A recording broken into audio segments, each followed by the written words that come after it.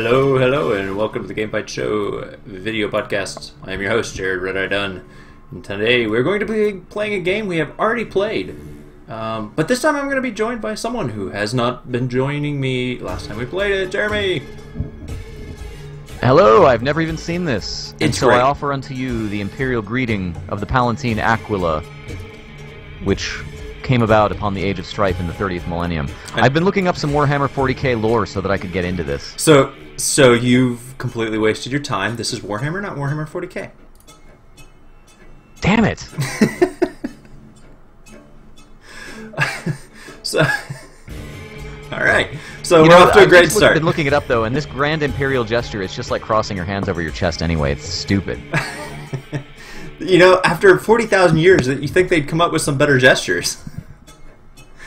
For real, that's what I'm saying. Do you think they had to pay? Was that a paid DLC gesture?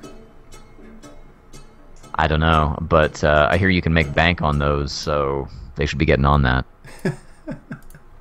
All right, so we're off to a great start there. I don't even know what that banter was all about, but we just did it. So I'm going to turn the volume. I was back just up getting into the mood. So let's. Yeah. Oh, look, video's working. So we're off to an amazing start today. Hey, there we go. So Warhammer End Times Vermintide, which I still attest is a ridiculous name for a video game, is it's a game. It's a bar management simulator. No, it's a Left 4 Dead clone. Almost literally a Left 4 Dead clone, but it's a really good Left 4 Dead clone. And you get to wear fancy. I'm kind of surprised goofy about hats. the bolt action rifle you've got there. I thought this was about like outer space and stuff. No. This is 40k before that, I guess. I don't know.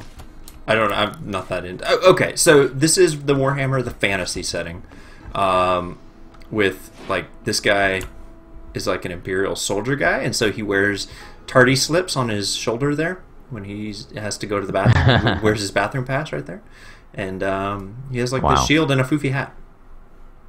So the foofier your hat, the better you are.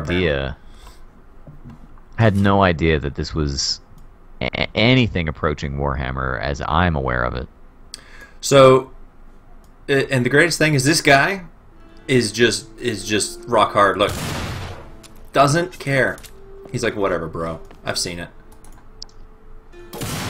Oh, I just shot his mug, and he's like, what else you got? You gonna order or what? So this is a Left 4 Dead. So essentially, we're gonna go ahead and jump into a random match of whatever. It's a melee-based version of Left 4 Dead. So essentially, you'll end up in a 4-player co-op party. You can see I'm joining a game here. The enemies, instead of zombies this time around, are the Skaven, which in Warhammer lore are these rat people that have this massive empire underground, right? So spanning the entire area, I guess. I don't know. And the premise is this town that you're in has suddenly been invaded by these rat people, and you have to do these different objectives. So this objective, he's probably telling us all about it, but who cares? We're playing video games here. We don't want to hear his sob story. Right. Don't tell me about that. We want to kill some rats. That's what this is about. I mean, I'm going to kill rats and move forward, right? I mean, like, this is video games. So basically, if you've played Left 4 Dead, you know exactly what's happening in this game. So you're going to start. You're going to be joining 3 other people online. Or I don't know what's happening in this game.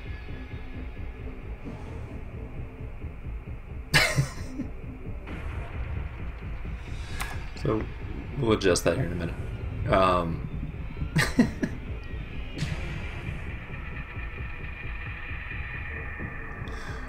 The load times are a bit of a problem for me. I don't know why they take so long.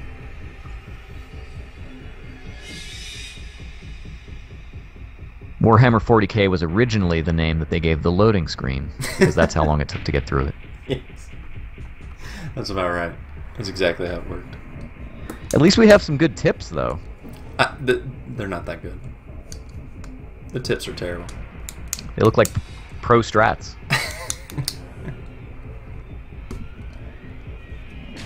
So, remember to reload your bolt-action rifle. Swing the sword at the rats. Rats ain't gonna kill themselves. They might, though. So we're gonna...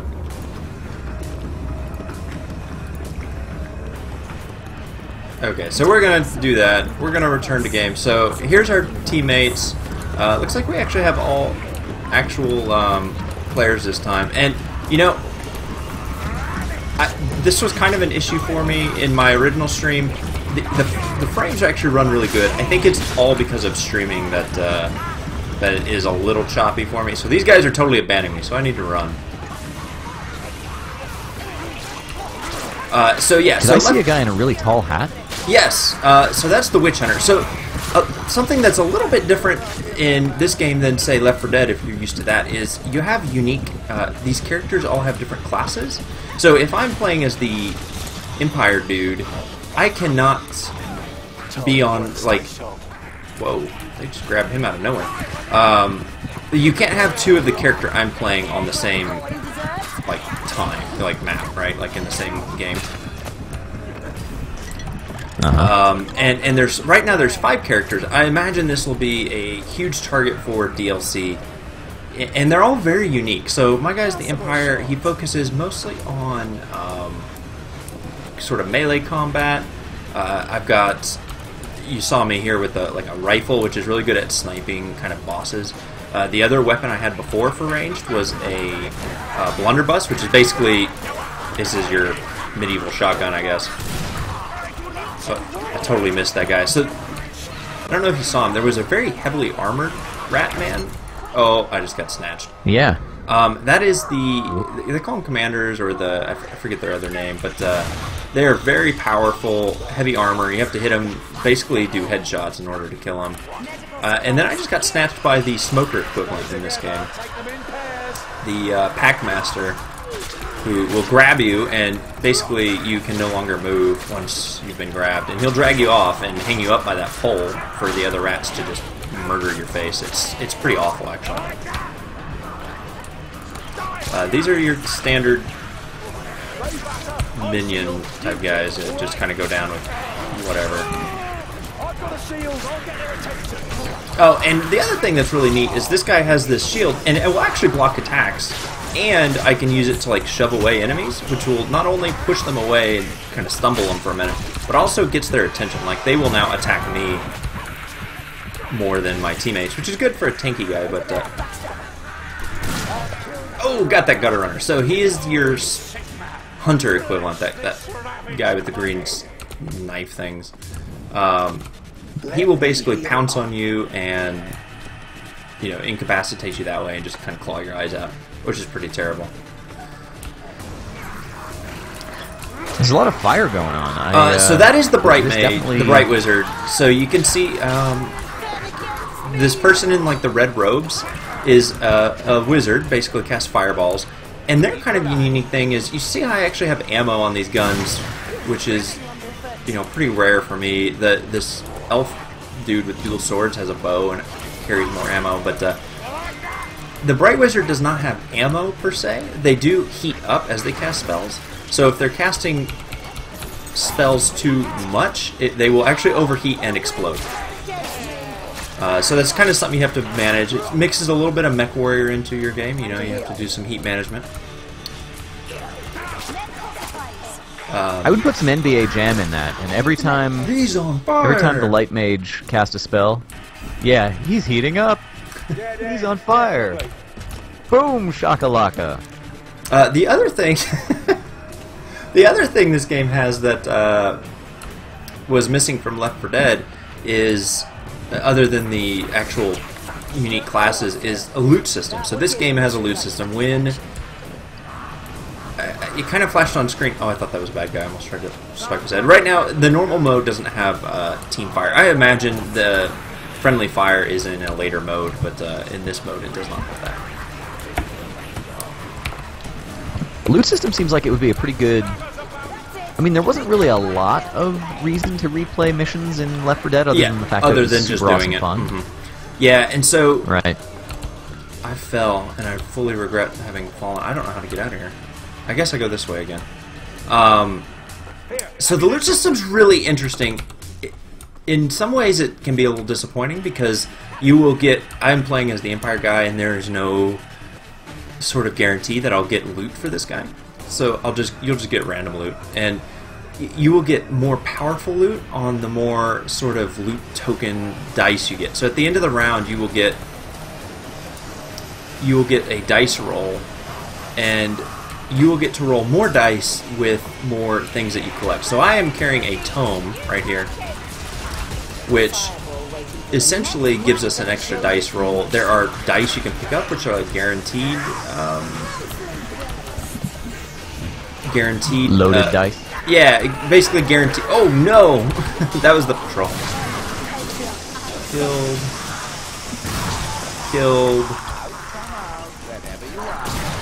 Killed. So this, now you can see why I like this rifle thing. It's pretty fabulous when I hit. So that is the patrol. That is one of the few kind of unique things that they did here that Left 4 Dead didn't do. And it's sort of unique, but it kind of mirrors the witch system in Left 4 Dead. And you know what's funny? I had turned down the music in this game. I don't know why it's still playing. But they will patrol around. Ooh, get wrecked. They will patrol around. So you mentioned patrols, but one of the things about Left 4 Dead that I guess maybe is I wonder if they have advertised or if you get a sense of is dynamic difficulty. You know, the AI director in Left 4 Dead. Yeah. Analog here. So I don't know how much they've focused on that in this game. I suspect it is still present and accounted for. Oh my goodness. I have no idea what just happened, but it was real. Because if you kind of hang out in one place too long, you know, you'll get these kind of random waves. I have seen boss mobs despawn when, say, like the tank equivalent, the rat ogre spawns. Which just kind of tells me that director is definitely there, kind of guiding, like, oh, they don't want you to have to fight 14 named mobs at once. We're gonna take this one out of play so that you can actually have a fighting chance. Of course, if it were an AI director worth its salt, it wouldn't have spawned that stuff to begin with, because it would have known that you could handle it. It would have known. Yeah. No. I don't know.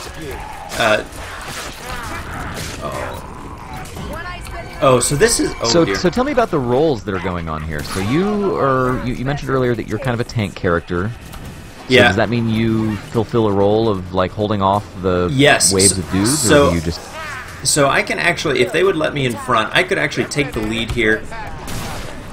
Oh, so good. I love this rifle. I could actually take the lead here and basically use my shield to absorb blows and mitigate damage while the Bright Mage or whatever other character just deals out the damage over my shoulder. And that's pretty good. You can see I'm actually having to hit these guys 2 or 3 times to really even kill the basic mobs with this sword, so obviously I'm not here to deal damage. I kind of have a role to fulfill, and that is to take the damage or mitigate the damage in whatever way possible. You also have strong attacks, which you can do.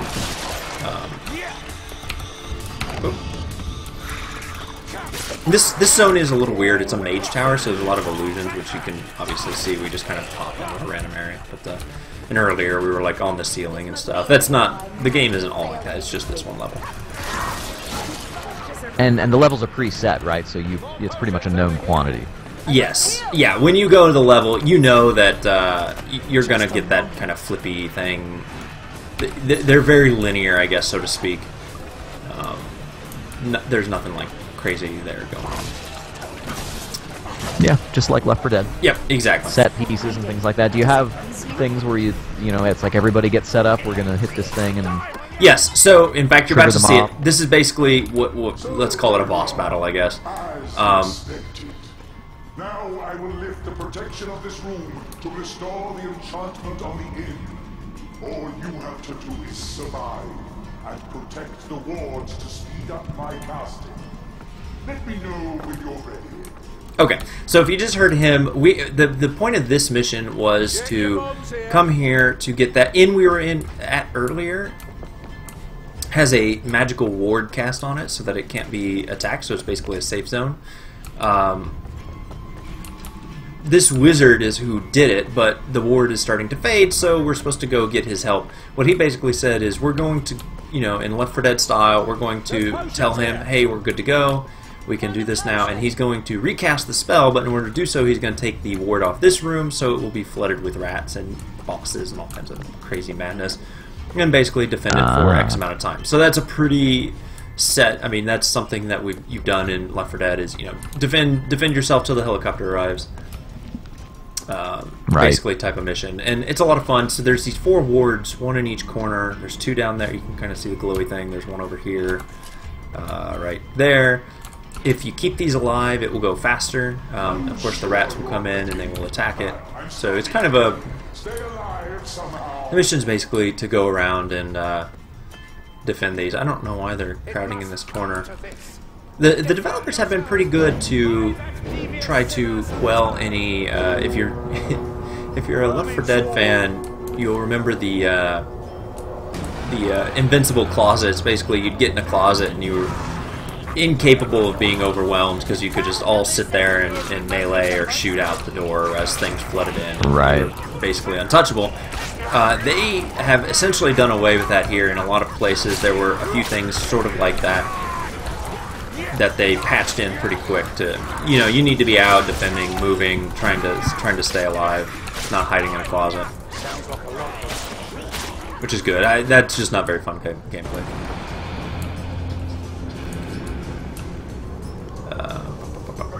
There's also a leveling system here, so you can see there's a number 9 under the bottom right portrait, which is my guy. That is my level. I'm level 9, so I'll kind of level up. I'm not really sure what the leveling does beyond, like, you don't get like skill points to spend, so I'm not really sure what the point is, other than I suppose it maybe is a ranking sort of system, but I'm not really sure why they chose levels for that. So I haven't really noticed, but how or are you coordinating with your teammates? We are not. It actually has voice chat built in, but like I actually turned it off just now because I didn't want them talking over me. Right. I don't really hear many people using it. You know, this is a type of game where you can play normal mode, which is mostly what I've been playing, really without any kind of issue. If you want to start doing the harder difficulties, you're gonna have to coordinate. And the best way you play these games is with friends. You get 4 people, you jump in a server, or you know whatever, you group up, and that is really the way Left 4 Dead anyway was the most fun. The random pug groups were fine and all, but you know they just weren't on the same. Well, but you know, the other thing that was really clever about Left 4 Dead was that the characters would auto-vocalize. You know, they'd be like, "Ammo over here." So this game does do that. Pills here. And it goes one step further. You can actually hit T, I guess, letter T, when you see something to call it out, and it will highlight it. You know, they will see the outline even through walls. So just like whatever it is. Yeah, like health here, you can hit it, and they'll see the outline of the health vial or whatever. So you can do that. They do that. We've probably mostly been talking over it, to be honest, but they have been doing that here. Okay, ammo here, you know, kind of thing. This game also has dodging. Let's see if I can show it off. There you go. I kind of dodged to the left there. Ooh. Which is, yeah, it's just kind of good for jumping out of the way of attacks real quick. You can kind of watch. They kind of visualize their attacks when they come at you, so it's important to not take damage. Obviously, just like in Left 4 Dead, health is hard to come by. Let's see if we can defend this ward a bit here.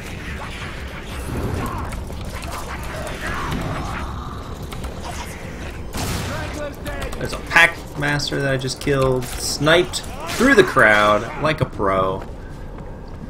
Very nice. No scope. 360 no scope. Yeah. Oh, there's a Globadier. So the Globadier throws kind of these gas bombs. He is essentially your boomer, so to speak. I kind of wish they were a little more varied in their bosses. You know, they did a pretty okay job of finding an equivalent in the universe, but I wish they hadn't tried so hard, I guess. It feels very very much a copy, which is fine because, you know, Left 4 Dead's a great game and they copied it very well and they did a great job of it, but I just wish they hadn't tried so hard. Out of the way, the gas rat's gonna explode! Yeah, so the gas rat will explode when it gets close, stuff like that. Very, very samey in some regards. Which, again, it's okay, but... Oh! Oh no! I missed! So how would you personally rate the sort of moment-to-moment action? I mean, do you feel like the levels are well laid out? Is it, you know, are there interesting choke points and fun things to do, or is it just like any other sort of game? The levels are, I think, very well designed. I really enjoy playing them. The atmosphere of the game, you know, this is how I picture the Warhammer world looking. Very grimy, very gritty, very dark. Lots of shadows. Not a perfect world. They nailed that in my opinion, almost flawlessly. In fact, like almost to the point where I want to be able to explore the world without being swarmed by vermin in a lot of cases. Like it just looks that great. But of course, that's not really an option. And there sure are a lot of rat people. There are a lot of rat people, aren't there? So here's an assassin. Missed. That's bad. Oh, they got me. Save me, Amadeus. Got him. I guess they just work on defending one ward. This was their strat here. I've not seen this done this way before. Usually we're running all over the place, but that's fine. It's all good. It's all good. It's a very pretty game. It runs very well on my system. I just kind of watching over on my second monitor here. It looks kind of skippy and laggy. I hope it's not. If it is purely the stream doing that. It is very smooth. Yeah, no, it seems alright from here. Okay, good. It looks real laggy on my screen. It's probably just because it's trying to render it twice. But so basically, we've successfully defended that zone. So now we're going to make our way to our escape. In this case, instead of being a safe room, we are going to get to basically a rescue wagon.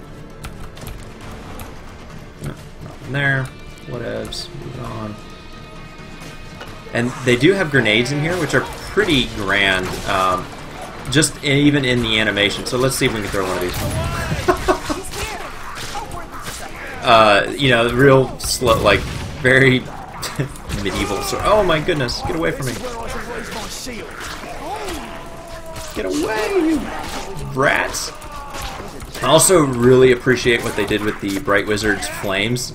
You know, if you are staring right at it when it goes off, it just blinds you. It's really great. So there you go. There's Victorious, and we'll kind of show up the loot screen here real quick, a little bit, which is kind of cool. So you'll get loot for completing it. You'll get experience, just like Left 4 Dead. You get more experience for people being alive, tomes being collected. Here's our bonus dice. The tomes we got. We'll get more dice rolls because of that. I leveled up. I got some new Grudge Rake or whatever that is. And here you go. Here's the loot. So you can see, like, if you get lots of rolls, you'll get better gear. Blue is more better, I guess. Green is less, and white is just kind of plain stuff. So we got 3, so we'll get whatever this thing is. It's not great.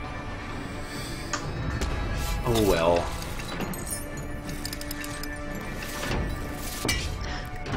So what was the significance at the end of that level of getting into that wagon? That is the end. So that is the escape. Instead of getting into a safe house, you go into the wagon, which is basically how you exit the level. If everyone makes it in, obviously you get more experience. If fewer people make it in, then you get less experience. If anyone makes it in, you at least become victorious. So you get your standard kind of thing, kind of scoring here. So I killed the most storm vermin for those heavily armored guys. I took the least damage, probably because I played for the least. I had almost the most headshots, almost the most melee kills, so you can kind of see, you can kind of get a feel for how you performed. Whatever. So we'll go back to the end. What we'll probably do is actually leave this party, and I want to show off a few other things that are a little bit unique to the game, because we don't really have time for another match, but just kind of show off some of the stuff that are at the end before we kind of call it a show here. Yeah, if you enjoy these sort of cooperative first-person shooter type experiences, I mean, this is it almost feels like a no-brainer. You should definitely pick it up. Even if you're not a big fan of the Warhammer world, it just has a lot to offer. I think. So I'm going to leave this party. I think it has a lot to offer, even just sort of a casual person, as opposed to a Warhammer nerd. If you're a Warhammer nerd and can tolerate first-person shooters, it's a must-have. Seems pretty hard to turn down a Left 4 Dead alike like this. It's really well done. You know, it has a lot of things that are very samey, but it's the same thing I was just using. But they did a really great job. They just nailed the formula in a way that you just sometimes rarely see. Sort of copy-alike games do, and they just punched it. So you can see here's the various loot screens. So if I had different weapons, I could equip them. You know, this one's obviously exactly the same. You have your different types of attacks, normal attack and your charged attack, which for the melee, it looks like this. You can get kind of a heavy attack or your non-charged normal attack. I believe for ranged, this is the charge, but I don't honestly know, because you can't like do a long press or anything. Let's go back into the inventory. So you actually collect gear. So let's flip through a little bit here. You can see like the Bright Wizard has a melee and a ranged. You can actually kind of change the swords, and they have different. You can see over here, like this sword does more, hits more targets, but does slightly less damage and slightly less damage for your charged attack. So a little bit different things. Here's the staff. I actually don't have multiple of those. Let's see if I have. Oh, here's one that's significantly different, right? So you can go between the hunting bow or the long bow, which has huge difference in damage, huge difference in speed, a difference in knockback and range. Of course, a bow only hits one target. Do these show on your character in game? Any of these, yes, like the cosmetic stuff? Yeah, for sure. So let's go and find. Okay, so here's my guy's got a crossbow. Let me switch to the dwarf. And all the characters have really great voice acting. It's all very believable. Their quips are kind of mesh well. So here's the dwarf with the crossbow. Yep, it's a crossbow. And let's check out his gun, which is actually a new thing I just got. So here's his gun. So it's a shotgun type, so you can't zoom, but you can do that. Oh, it's a double-barreled shotgun. That's amazing. This is the greatest thing in the world. Anyway, sorry. So yeah, the weapons definitely are very much noticeable when you change them. So let's check this guy out real quick. So I believe here's your double swords. You can kind of block, which is obviously less than a shield, but might kind of parry a little bit. I don't know. Right. Here's your. I believe this is the longbow, and so it has a sort of aimed attack. So the bows probably look. Yeah, I mean it looks different, right? Like it's slightly different skin. If we go back to the longbow, you'll see it's sort of fancier. Sorry, I keep hitting the wrong button there. And you saw our blades earlier. These are actually better, but one's like a dagger as opposed to a sword. So the elf's kind of cool if you like that kind of style. Obviously, you carry more ammo, so you get to do this a lot, which is kind of neat. Oh, one other thing I kind of wanted to show off before we get in. Basically call it a day, is the forge. So you can come over here and you can actually do some pretty neat things. Sort of, it kind of reminds me back to sort of a Diablo style system where you can take you go to the various vendors that will upgrade your stuff, right? So you can do fuse. You could take, if I had 3 green items I no longer wanted, I could go in here or sorry, 5. Put 5 in here, and it will give me output a new weapon of some kind. So if I put in like all potentially bows, something good. yeah, exactly. I believe it gives you the same rarity that you put in there. So if I put in all whites, it gives me a white. Oh no, so no, it's going to give me a green. So if I put in all greens, I'm going to get a blue. You can see here the weapon that's going to come out is going to be a blue. If I put in all whites, it will give me a green. And it, notice this, I only have one ranged weapon, one melee weapon for the Witch Hunter. It won't let you disarm yourself, so don't worry too much about that. But you know, if you end up with a lot of Bright Wizard stuff and you just don't really care for the Bright Wizard, you can dump some weapons in here and maybe get a new bow or something that you might want to use. Right. Further, you can upgrade things, so you can see there's these sort of these additional traits that are like, this one's been, I've upgraded once. I've upgraded this, and that you can actually upgrade it again, and it just costs these sort of gemstones, I guess, so to speak. And that's one way you can kind of, so I can't upgrade this one, it's fully upgraded. The white, you can't upgrade white things, they don't have magic traits. Blue have 2, green has 1, etc. and so forth. So that's kind of a neat thing. And then salvage. So this is actually probably something I'm going to do. It gives you some of this stuff, but you can come in here, destroy the item, get some stuff. So I could go in and... I did not mean to salvage that, I meant to upgrade it. Oh well, there's no undo button. Anyway, that's how that works. Rest in peace, that thing. Yeah. Oh well, I kept the blue one, so that's what's important. Anyway, so that's some of the neat things you kind of do. You can come in here and it's got some great physics effects. Like that cup, should have thought twice. Anyway, it's pretty fun. This guy has no interaction. I don't know. It looks like they left room for themselves to sort of... I love the sloshy noise as you run with the potion. I like, it's just such little details that are so great. Do you ever have trouble finding a match? I mean, is this something a lot of people seem to be playing, or do you have any sense of that? It's always very fast. You know, we could do it again. I always just do random because I don't really care. You can see the ones I've actually beaten so far. I should probably try to like beat this one. If you complete different missions, like supply and demand, I guess I need to complete supply and demand so I can get these other missions unlocked. I guess I have a new objective to do at some point, but I did not realize that that was holding me out from these other 4 missions. You can see, obviously, they can easily expand this to include more missions. Very, I mean, like, there's no issue here. They have doors to various places. Like I showed that one downstairs. It looks like they could easily expand this area for whatever reason if they wanted. The one thing they've already said is they I mean, expect new characters. I mean, that's an obvious for a game like this. But they did say don't expect microtransactions, so you know, no blade oils that cost 50 cents a pop or something stupid like that. I was going to ask about like DLC. Are they already selling extra stuff for this, or is that not that I've noted? You can see all these closed doors. I expect these to do something at some point.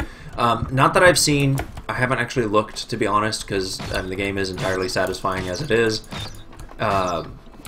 They have said they have gone on a quote. I forget which. You know, web page or whatever they were talking to at the time, but or maybe it was a tweet, I don't remember. Is they do plan on doing DLC, paid and free DLC, sort of hand in hand, and nothing that will split the player base. So you know, if they do paid DLC, I would expect new characters, stuff like that, but you know, no new missions that you have to pay for that only half the people will buy, which is always good news. You know, that was always my biggest kind of complaint with the Battlefield stuff, and you'd buy the expansions and get new missions, but no one would play them because, I mean, you either owned it or you didn't, and a lot of people didn't. So you'd end up playing with the people who didn't. Yeah, exactly. And so you would just either you would get them and you would play it with a smaller player base, or you wouldn't get it and you would not have the full amount of missions that you could go play, which is always a little bit disappointing. So anyway, this game's really great. If you like this sort of multiplayer co-op game, I mean, I think it's $30. It's well worth it in my opinion. It's a lot of fun. The loot system. It seems like you've been playing a lot of it. Yeah, the loot system is just enough to bring me back. Like, oh, maybe I'll just play one more round. You know, like maybe I'll get a new sword this time. Or, I don't know. It's also amazingly Warhammer if you're a fan of the Warhammers. So I don't know what that is. I don't know. It's really great. I give it 14 thumbs up. I don't know. I give it an Aquilan salute. One of those. Excellent. Anyway, so definitely check this out. One thing I wanted to kind of mention on the stream here before we kind of do our closing. Look, I'm like Robin Hood. Look at all that. Before we do our kind of closing is, I plan to be, now this plan may not survive the full week, but this week I plan to try to, look at that, I shot the apple. Shoot the apple. This week I plan to stream, hopefully... I'll just call you William Tell. Exactly. Hopefully once a night of various games that I will be playing leading up to the 24-hour Extra Life Marathon that I will be participating in starting November 7th at 8 a.m. Central. So if you're not aware of what Extra Life is, check it out, extra-life.org. It is a charity that provides 100% of the proceeds to a Children's Miracle Network hospital of the participant's choice. Basically, you go to the webpage, you donate on November 7th. Hey, I made it up here. I'm going to play for 24 hours, raise awareness, draw in extra donations, etc. It's a really fun thing. It's really worth checking out. If you want an excuse to play video games, you know, tell your spouse, hey, I'm doing it for kids. But I'm going to play some of the games. I've posted my schedule up at extra-life.org/participant/Jared Dunn. Go check it out. My schedule's up. I'm going to be playing some of those games, mostly to make sure I get them all patched and remember how to play, but also because I think it's kind of fun and might kind of, you know, if you can't check it out within a 24-hour period starting on Saturday morning, then you can maybe check it out during the week. So it's just one thing that the Game Bytes Show tries to do for our viewers. Excellent. Yes. Excellent. Always thinking of our viewers. It's also a way for me to catch up on games that I'm not playing. So exactly. I just like to come along for the ride. It's a lot of fun, and hopefully you'll. I believe you're getting a new computer hopefully soon, so maybe you'll be joining us in a few of those games. That would be excellent. Something's coming my way. Cool. Excellent. So that's going to do it for us tonight. I'm just going to run around and shoot these last few arrows, but if you enjoyed this, please follow us on Twitch. We're at twitch.tv/GameByteShow. If you're watching this on YouTube, hit the like button. We love getting likes and thumbs ups and followers and all that good stuff. Comment away, even if you think we're terrible. While we listen to this potion slosh in the bottle. Check out our audio. We accept ironic thumbs up as well. Yes, exact. Ooh, look, push. Check out our audio podcast as well. It's really great. It's the best audio podcast in the world, and we're not biased, so you can believe us.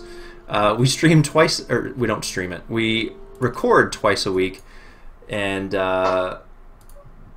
once, I guess, the beginning of the week or end of the week. Beginning of the week is news and various happenings. Midweek, we give you what games we've been playing, just so you can kind of see what we've been interested in, what we're liking. And it's a lot of fun. It's really great. You can subscribe to our RSS feed. You can check out the podcast. You can do all this great stuff at GameByteShow.com. Check it. Do it. You can yell at us for how amazing our content is, just to let us know and say, hey, your content's amazing, at GameByteShow on Twitch. You can also check out myself on Twitter, at red_I. Jeremy? You can find me at Jeremy_Lamont, and you can find our compatriots at Legrand and at Count_Elmdor. That's right. You can do that, and you should do that. And thank you for watching. You must do that. Signing off. Thank you. Have a good night.